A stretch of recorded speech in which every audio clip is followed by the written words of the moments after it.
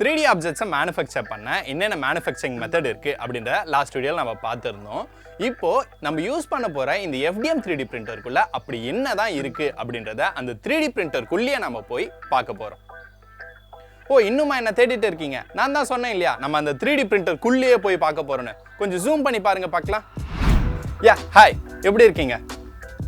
இப்போது நம்ம ஃபர்ஸ்ட் இந்த ஃப்ரேம்ஸ்லேருந்தே ஸ்டார்ட் பண்ணலாமா? நம்ம ஸ்டேபிளாக இருக்க நமக்கு எப்படி போன்ஸ் முக்கியமோ அதே மாதிரி தான் இந்த 3D பிரிண்டருக்கு இந்த ஃப்ரேம்ஸ். இப்போது நம்மளோட ஃப்ரேமை பார்த்தீங்கன்னா அலுமினியம் மெட்டீரியல் யூஸ் பண்ணி மேனுஃபேக்சர் பண்ணியிருக்காங்க. இது மாதிரி அலுமினியம் மெட்டீரியல் யூஸ் பண்ணுறதால நம்மளோட 3D பிரிண்டர் ரொம்ப ஸ்டேபிளாகவும் லெஸ் வெயிட்டாகவும் இருக்கும். கொஞ்சம் முன்னே போய் பார்த்தீங்கன்னா அக்ரிலிக் அண்ட் மெட்டல்ஸ் யூஸ் பண்ணி கூட இந்த ஃப்ரேம்ஸை பில்ட் பண்ணியிருக்காங்க. ரொம்ப முன்னாடி ஏன்ஷியன்ட் டேஸ் போய் பார்த்தா உட்ஸை யூஸ் பண்ணி கூட இந்த ஃப்ரேம்ஸை பில்ட் பண்ணியிருக்காங்க. இப்போ நம்மளோட ஃப்ரேமை 2 கேட்டகரியாக பிரிக்கலாம். ஒன்று டாப் பார்ட், இன்னொன்று பாட்டம் பார்ட். இந்த டாப் பார்ட்டில் பார்த்தீங்கன்னா lead screw, filaments, stepper motor and nozzle connect ஆகிருக்கும். அண்ட் பாட்டம் பார்ட் பார்த்தீங்கன்னா power supply, motherboard, control unit and print bed connect ஆகிருக்கும். அடுத்து நம்ம ஃபிலமெண்ட்ஸ் பற்றி பார்க்க போகிறோம். இப்போ இங்கே ரவுண்டாக பெருசாக இருக்கு இல்லையா, அதுதான் ஃபிலமெண்ட்ஸ். நம்ம நார்மல் பிரிண்டரில் நமக்கு எப்படி இங்கோ அதே மாதிரி தான் 3D பிரிண்டரில் இந்த ஃபிலமெண்ட்ஸ். இந்த ஃபிலமெண்ட் தான் நாசல் வழியாக மெல்ட் ஆகி ஒரு 3D ஆப்ஜெக்டாக கன்வெர்ட் ஆகுது. நம்ம கலர் பிரிண்ட்ஸ் எடுக்க நம்ம எப்படி நிறைய டிஃப்ரெண்ட் டைப்ஸ் ஆஃப் இங்கை யூஸ் பண்ணுறோமோ இங்கேயும் அதே மாதிரி நிறைய different colours of filaments use பண்ணி மல்டிபிள் கலர்ஸில் ஆப்ஜெக்ட்ஸை பிரிண்ட் பண்ணிக்கலாம். நம்மளோட பிரிண்டரில் பார்த்தீங்கன்னா நம்ம பிளாஸ்டிக் ஃபிலமெண்ட்ஸ் யூஸ் பண்ணுறோம். இந்த பிளாஸ்டிக் ஃபிலமெண்ட்ஸ்லேயே நிறைய டைப்ஸ் இருக்குது. லைக் PLA, ABS, சிப்ஸ்ன்னு நிறைய இருக்குது. ஸோ அதை பற்றிலாம் நம்ம வரப்போகிற வீடியோஸில் பார்த்து தெரிஞ்சுக்கலாம். இது வரைக்கும் நம்ம ஃப்ரேம்ஸை பற்றியும் ஃபிலமெண்ட்ஸ் பற்றியும் பார்த்துட்டோம். ஸோ அடுத்து நம்ம பிரிண்ட் பெட்டை பற்றி பார்க்க போகிறோம். ஸோ அதை பற்றி பிரிண்ட் பெட்டுக்கே போய் தெரிஞ்சுக்கலாம்.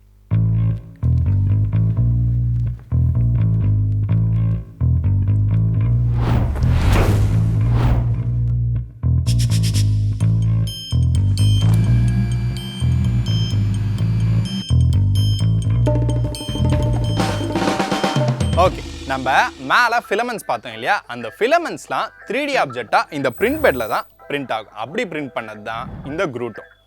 இந்த பிரிண்ட் பெட்டை யூஸ்வலாக அலுமினியம் ஆர் கிளாஸ் யூஸ் பண்ணி மேனுஃபேக்சர் பண்ணுவாங்க. நம்ம print bed glass print bed. And இந்த பிரிண்ட் பெட் பார்த்தீங்கன்னா 2 டைப்ஸாக பிரித்து வச்சுருக்காங்க. ஒன்று வந்து ஹீட்டிங் பிரிண்ட் பெட், இன்னொன்று வந்து நான் ஹீட்டிங் பிரிண்ட் பெட். இந்த லோ டெம்பரேச்சர் ஃபிலமெண்ட்ஸ் எல்லாத்தையுமே நம்மளால் நான் ஹீட்டிங் பிரிண்ட் பெட் யூஸ் பண்ணியே பிரிண்ட் பண்ணிட முடியும். இதுவே ஹை டெம்பரேச்சர் ஃபிலமெண்ட்ஸ் பார்த்தீங்கன்னா ஹீட்டிங் பிரிண்ட் பெட்டில் அதை யூஸ் பண்ணி தான் பிரிண்ட் பண்ணணும். அப்படி பிரிண்ட் பண்ணலன்னா அந்த பார்ட்டை நம்ம ரிமூவ் பண்ணும்போது அந்த பார்ட்டே பிரேக் ஆகிறதுக்கான பாசிபிலிட்டிஸ்லாம் இருக்குது. அடுத்து நம்ம யூசர் இன்டர்ஃபேஸ் பற்றி பார்க்க போகிறோம். இது வேறு இருக்கா?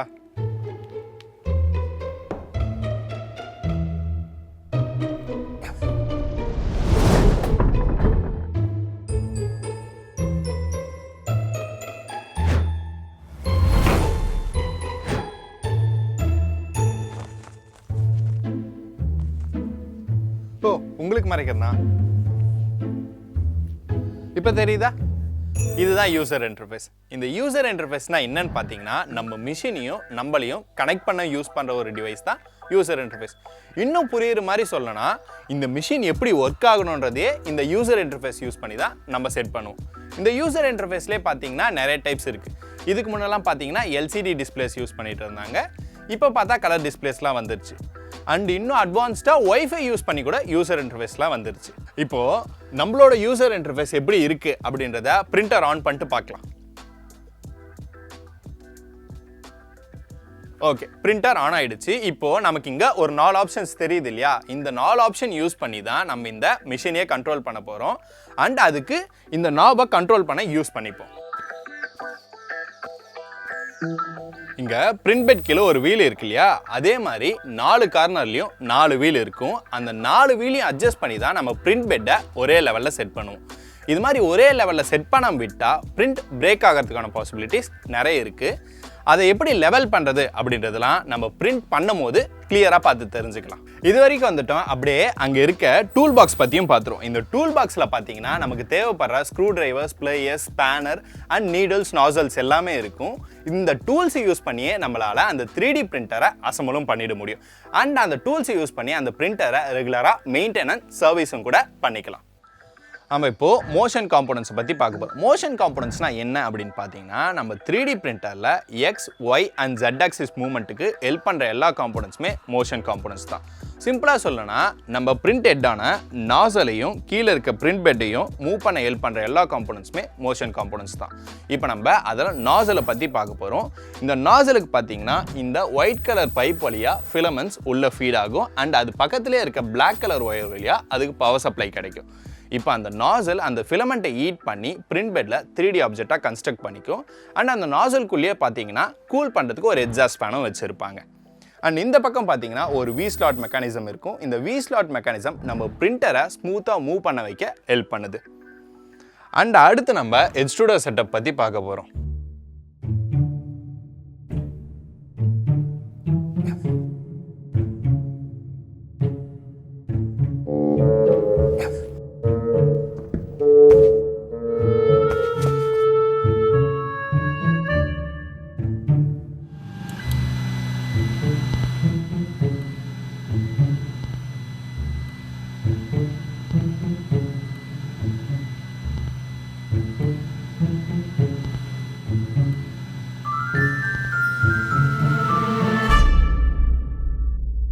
ஓகே, நம்ம இப்போ எக்ஸ்ட்ரூடர் செட்டப் மேலே இருக்கும். இந்த எக்ஸ்ட்ரூடர் செட்டப் தான் நாசலுக்கு ஃபிலமெண்ட்டே கொடுக்குது. அண்ட் இந்த எக்ஸ்ட்ரூடர் செட்டப்போட மெயின் பார்ட் என்ன அப்படின்னு பார்த்தீங்கன்னா ஸ்டெப்பர் மோட்டர். இங்கே உங்களுக்கு ஒரு சந்தேகம் வரலாம், ஏன் இங்கே டிசி மோட்டர் யூஸ் பண்ணாமல் நம்ம ஸ்டெப்பர் மோட்டர் யூஸ் பண்ணுறோம் அப்படின்ட்டு. ஏன் ஸ்டெப்பர் மோட்டர் யூஸ் பண்ணுறோம் அப்படின்னு பார்த்தீங்கன்னா, இதில் ஒரு டிரைவர் செட்டப் இருக்கும். அந்த டிரைவர் செட்டப் கண்ட்ரோல் போர்ட்லேருந்து வர கமெண்ட்ஸை அழகாக ரிசீவ் பண்ணி அந்த ஸ்டெப்பர் மோட்டருக்கு இன்புட்டாக கொடுக்கும். அண்ட் இந்த ஸ்டெப்பர் மோட்டர் பார்த்தீங்கன்னா 360 டிகிரியும் ரொட்டேட் ஆகும். ஈச் டிகிரியும் நம்ம தனித்தனியாக கேல்குலேட் பண்ணிக்கலாம். அதனால இதோட ப்ரிசிஷன் ரொம்பவே சூப்பராக இருக்கும். அண்ட் இந்த 3D பிரிண்டரில் மொத்தமாக பார்த்தீங்கன்னா 3 ஸ்டெப்பர் மோட்டார் இருக்கும்.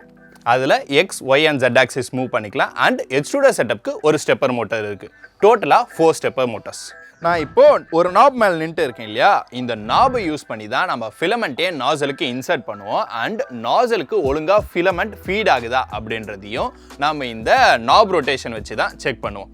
அண்ட் இந்த பக்கம் பார்த்தீங்கன்னா ஒரு பெரிய ஸ்க்ரூ இருக்கு இல்லையா, அதை லீட் ஸ்க்ரூ அப்படின்னு சொல்லுவோம். அந்த லீட் ஸ்க்ரூ தான் நம்ம பிரிண்டரோட ஜெட் ஆக்சிஸ் மூவ்மெண்ட்டை கண்ட்ரோல் பண்ணுது. அது எப்படி ஜெட் ஆக்சிஸில் மூவ் பண்ண வைக்குது அப்படின்னு பார்த்தீங்கன்னா, அந்த லீட் ஸ்க்ரூவோட எண்டில் ஒரு ஸ்டெப்பர் மோட்டரை கனெக்ட் பண்ணி வச்சுருப்போம். அந்த ஸ்டெப்பர் மோட்டர் அந்த லீட் ஸ்க்ரூவை ரொட்டேட் பண்ணும். அந்த ரொட்டேஷனல் மூவ்மெண்ட்டை அந்த லீட் ஸ்க்ரூ டிரான்சிஷனல் மூவ்மெண்ட்டாக கன்வெர்ட் பண்ணி ஜெட் ஆக்சிஸ் மூவ்மெண்ட்டை ப்ரொவைட் பண்ணும். இங்கே நமக்கு எப்படி லீட் ஸ்க்ரூ ஜெட் ஆக்சிஸ் மூவ்மெண்ட்டை கொடுக்குதோ அதே மாதிரி எக்ஸ் ஆக்சிஸ் மூவ்மெண்ட்டையும் ஒய் ஆக்சிஸ் மூவ்மெண்ட்டையும் பெல்ட்டை யூஸ் பண்ணி ப்ரொவைட் பண்ணுறோம். அண்ட் அந்த பெல்ட்டையும் ஸ்டெப்பர் மோட்டர் கூட தான் கனெக்ட் பண்ணியிருக்கோம். இப்போ நான் இந்த 3D பிரிண்டரோட கண்ட்ரோல் போர்டு மேலே நின்றுட்டு இருக்கேன். இந்த கண்ட்ரோல் போர்டை மதர் போர்டுன்னு கூட சொல்லலாம். ஏன்னா இந்த 3D பிரிண்டரோட மொத்த ஆப்ரேஷன்ஸுமே இந்த கண்ட்ரோல் போர்டு தான் கண்ட்ரோல் பண்ணுது. இந்த கண்ட்ரோல் போர்டு அப்படின்றது நம்ம 3D பிரிண்டருக்கு மட்டும் இல்லை, எந்த ஒரு எலக்ட்ரானிக் டிவைசஸ் எடுத்துக்கிட்டாலுமே கண்ட்ரோல் போர்டு இருக்கும். இப்போ இந்த கண்ட்ரோல் போர்டு தான் எந்தெந்த மோட்டர்ஸ் எந்தெந்த பொசிஷனுக்கு போகணும் அப்படின்ற கமாண்டை கொடுத்து நம்ம 3D ஆப்ஜெக்டை பிரிண்ட் பண்ண ஹெல்ப் பண்ணுது. நம்மளோட கிரியாலிட்டி எண்டர் 3 வெர்ஷன் 2 பிரிண்டரில் வெர்ஷன் 4.2.7 அப்படின்ற மதர் போர்டு யூஸ் பண்ணுறாங்க. அண்ட் இந்த மதர் போர்டு ரொம்பவே சைலண்ட்டாக இருக்கும். ஏன்னு பார்த்தீங்கன்னா, இதில் TMC 2225 டிரைவர் யூஸ் பண்ணியிருக்காங்க. அண்ட் மெர்லின் அப்படின்ற ஃப்ரிம்வேர் யூஸ் பண்ணியிருக்காங்க. இதோட வெர்ஷன் 2.0.1. 3D பிரிண்டரில் ஒரு 3D ஆப்ஜெக்ட் பிரிண்ட் பண்ணுறதுக்கும் ஃப்ரிம்வேர் அப்டேட் பண்ணுறதுக்கும் ஃபைல் ட்ரான்ஸ்ஃபர் யூனிட் யூஸ் பண்ணுவாங்க. இதுவே கொஞ்சம் முன்னே இருக்க பிரிண்டர்ஸ்லாம் பார்த்தீங்கன்னா அதை USB கேபிள் யூஸ் பண்ணியும் எத்தர்நெட் கேபிள்ஸ் யூஸ் பண்ணியும் பண்ணிட்டு இருந்தாங்க. இது ஒரு டிஸ்அட்வான்டேஜ் அப்படின்றதால நம்ம பிரிண்டரில் SD கார்டுக்கு ஒரு ஸ்லாட் கொடுத்துருப்பாங்க. இந்த கார்டை யூஸ் பண்ணி நம்மளால் 3D ஆப்ஜெக்ட்ஸையும் பிரிண்ட் பண்ணிக்க முடியும் அண்ட் ஃப்ரிம்வேர் அப்டேட்ஸையும் பண்ணிக்க முடியும். அண்ட் அப்படியே பின்னாடி பார்த்தீங்கன்னா நமக்கு ஒரு லிமிட் ஸ்விட்ச் இருக்கும். இந்த லிமிட் ஸ்விட்ச் என்ன பண்ணும் அப்படின்னு பார்த்தீங்கன்னா, ஒரு மோட்டர் அதோட எண்டை ரீச் ஆகிடுச்சுன்னா அதோட லிமிட் ரீச் ஆகிடுச்சு அப்படின்ற இண்டிகேஷன் கொடுக்கறதுக்காக வச்சுருப்பாங்க. அண்ட் இந்த லிமிட் ஸ்விட்ச் எல்லா மோட்டர்ஸோட எண்ட்லேயும் கனெக்ட் பண்ணி வச்சுருப்பாங்க. ஒரு வழியாக நம்ம 3D பிரிண்டரில் இருக்க எல்லா பார்ட்ஸையும் பார்த்து தெரிஞ்சுக்கிட்டோம். ஓ, இது வேறு ஓட ஸ்டார்ட் ஆகிடுச்சே.